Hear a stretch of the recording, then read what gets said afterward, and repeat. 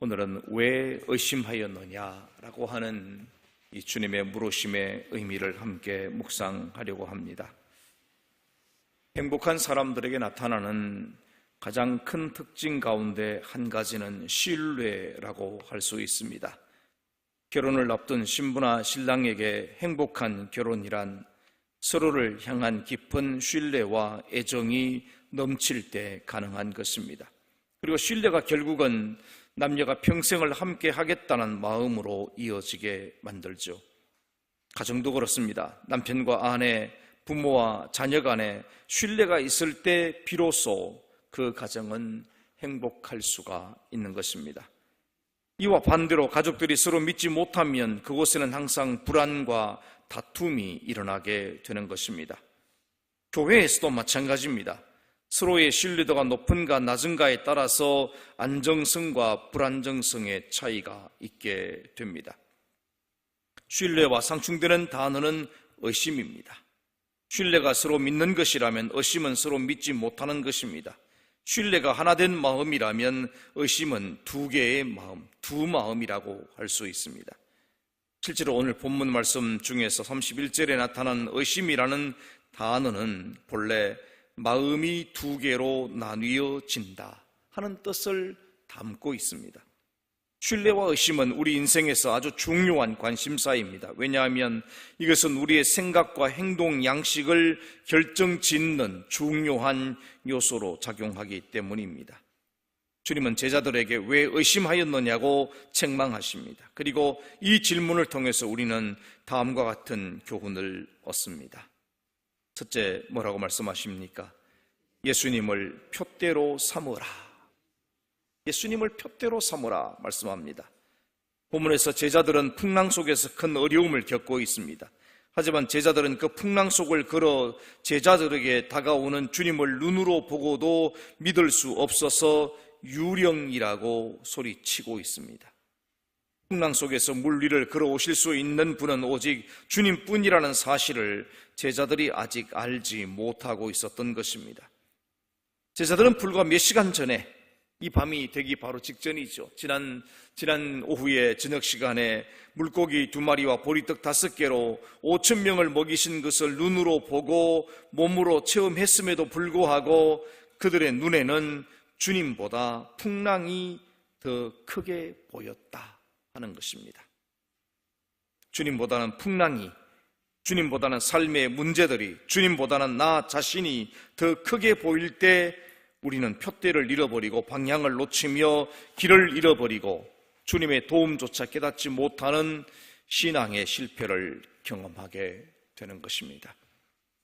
성경은 우리가 하나님께 소망을 두며 하나님을 푯대로 삼아 그를 떠나지 않는 것이 생존하는 길이라고 교훈하고 있습니다. 오직 주님을 바라보고 살아갈 때 성경은 비로소 위에서 부르신 부름의 상을 향해 갈 수 있다고 교훈하고 있습니다. 그때 비로소 빌립보서 3장 14절의 바울의 고백처럼 푯대를 향하여 그리스도 예수 안에서 하나님이 위에서 부르신 부름의 상을 위하여 달려갈 수 있는 것입니다. 여러분, 오늘 여러분의 푯대가 무엇입니까? 우리 인생의 삶을 살아가면서 무엇을 바라보고 살아가고 있는가 하는 문제는 굉장히 중요한 문제입니다. 오늘 이 아침에 다시금 예수 그리스도가 여러분의 인생의 푯대가 되시기를 주님의 이름으로 축원합니다. 두 번째로 이 말씀은 믿음을 굳건히 하라는 것입니다. 두 번째로 예수님의 이 질문을 통해서 믿음을 굳건히 할 것을 우리에게 요청하고 있는 사실을 깨달아야 합니다. 예수님은 31절에서 베드로에게 믿음이 작은 자여라고 말씀하십니다. 믿음이 작다는 말은 그 크기를 말하는 것이 아닙니다. 도달해야 할 것에 이르지 못한, 아직 충분하지 못한 상태를 뜻하는 말입니다. 예수님은 바다를 걸어서 주님께로 향하다가 풍랑을 보고 무서워 물에 빠져가는 베드로의 손을 잡아주시면서 베드로의 상태를 뭐라고 표현했냐면 믿음이 작은 자라고 표현하고 계십니다. 그 순간 베드로의 마음속에는 풍랑에 대한 두려움이 아니라 풍랑 속을 걸어서 베드로에게 오고 계시는 주님이 있어야만 했는데 그렇지 못했다는 것입니다. 여러분, 굳건한 믿음은 능히 풍랑 속에서도 물 위를 걸어 주님께로 갈 수 있지만 아직 부족하여 미치지 못한 믿음은 풍랑이 무서워 주님이 보이지 않게 되는 것입니다.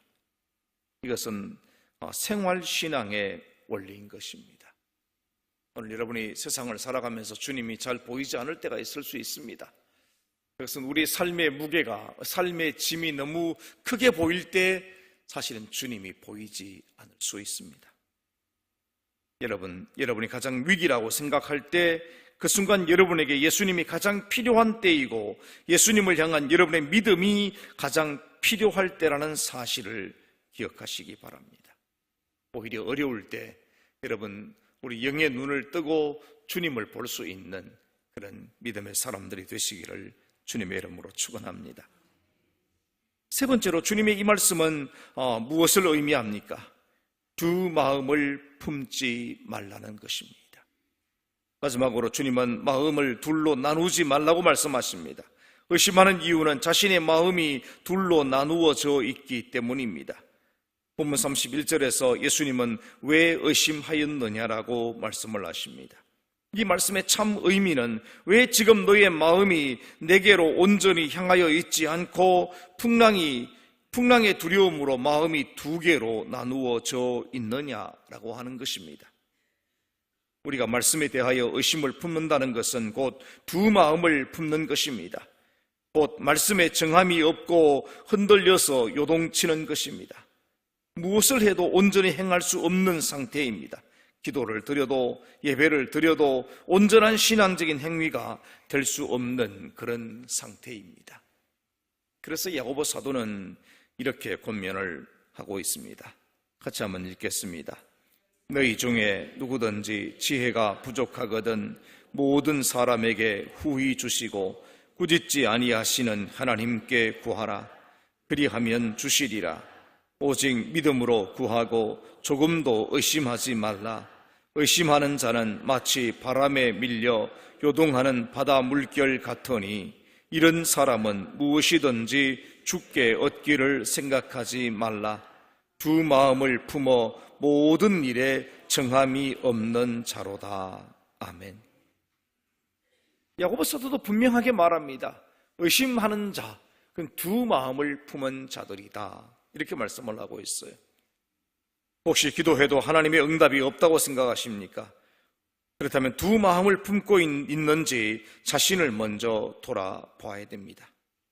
한 마음으로 집중되지 않는 기도는 결코 응답을 기대할 수 없다는 것입니다. 왜냐하면 그것은 의심하며 기도하는 것이기 때문입니다. 성도 여러분, 우리가 신앙생활을 하면서 의심 없이 살아갈 수 있다면 얼마나 좋겠습니까? 하지만 우리가 얼마나 자주 의심하며 살아가고 있는지는 본인만이 알 수 있을 것입니다. 우리의 신앙의 능력이 나타나지 않는 것도, 우리 교회의 하나님의 영광스러움이 나타나지 않는 것도, 영혼 구원의 역사가 그렇게 드물게 일어나는 것도 모두 두 마음을 품기 때문입니다. 그 두 마음이 바로 의심하는 마음입니다. 예수님을 향한 정한 마음을 위해 여러분 먼저 기도하십시오. 주님, 나의 마음속에 정한 마음을 주옵소서. 한 마음을 주옵소서. 주님의 마음에 합한 믿음을 소유할 수 있도록 도와주옵소서. 어떠한 상황 속에서도 오직 예수님을 바라볼 수 있도록 도와주옵소서. 여러분, 이와 같은 기도를 이 아침에 하실 수 있기를 바랍니다. 이것이 우리가 인생의 바다를 항해해 나가면서 반드시 필요한 도구들입니다. 여러분, 적당히 믿고 살아가는 것이 우리 인생의 삶이 아닙니다. 정말 이 인생의 삶을 의미 있고 가치 있고 열매 맺는 삶을 살고자 한다면 여러분 정말 결단하셔야 합니다. 온 마음으로 주님을 바라보고 온 마음으로 주님께 기도할 때 우리가 인생의 참된 승리를 얻을 수 있기 때문입니다. 오늘의 기도 제목입니다. 주님께 집중된 마음과 태도를 허락하여 주옵소서. 온전한 믿음으로 의심 없는 순종을 이룰 수 있도록 도와주옵소서. 우리의 마음이 두 갈래로 나누어지지 아니하고 온전한 마음으로 주님을 향하게 하옵소서. 오늘 여러분이 드릴 기도의 제목이 있다면 이 아침에 하나님 앞에 기도 드리시기 바랍니다. 함께 찬송하고 기도합니다.